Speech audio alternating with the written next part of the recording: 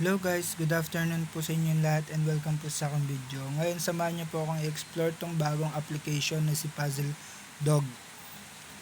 So, sa mga hindi po nakakalam, kapatid po to ni Puzzle Farm and CoinJump. Kaya 100% legit to guys.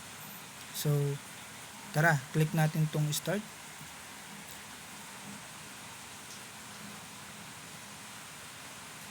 Then, paano nga ba ito laruin guys? Dito pa lang, kung mapapansin nyo, may mga magkakaparehas. So, para siyang puzzle farm guys. Kumbaga, kung ilan yung magkakaparehas, i-click nyo lang din. Kapag tatlo, kiklik nyo lang yung tatlo magkakaparehas para may eliminate. So, ganun lang guys. Mag-click lang kayo ng tatlo, puro tatlo lang na magkakaparehas para may eliminate nyo.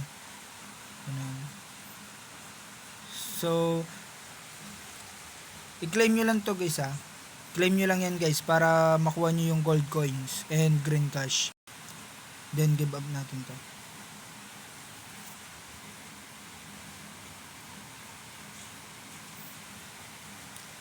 So, ganun lang guys. Pindut-pindutin nyo lang yung magkakamukha. Then, after nyan, ganun lang. So, return home tayo. So, sa pag-withdraw naman guys, click lang natin tong green cash na yan. So, kung mapapansin nyo, may minimum sila dito na 10 pesos. Pag meron na kayong 10 pesos guys, pwede nyo siyang ma-withdraw through Lazada. Kasi guys, kung sa Gcash, kailangan 200 para ma-withdraw nyo. So, paano ba mag-add ng account dito? Click lang natin tong add account. Add new account. Then dyan guys, pili na lang kayo dyan kung Gcash ba, Lazada. Pero guys, sa 10 pesos Lazada lang po talaga yung pwede. So, yun lang guys. Then, dito naman guys, kasi mapapansin nyo may gold coins. Sa pag-withdraw naman dyan guys, hindi nyo siya ma-withdraw. Pero pwede nyo siyang exchange through gold coins. Para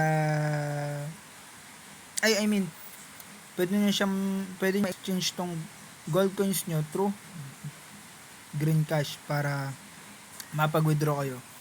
So may minimum doon, di ko lang alam kung ilan, pero earn 1,000 gold coins, more to unlock. So kapag new user kayo, kailangan nyo ma-reach yan. Then meron silang task, meron silang minigame. Sa pag-invite naman guys, feel ko optional lang naman, pero masasuggest ko mag-invite pa rin kayo para kahit papano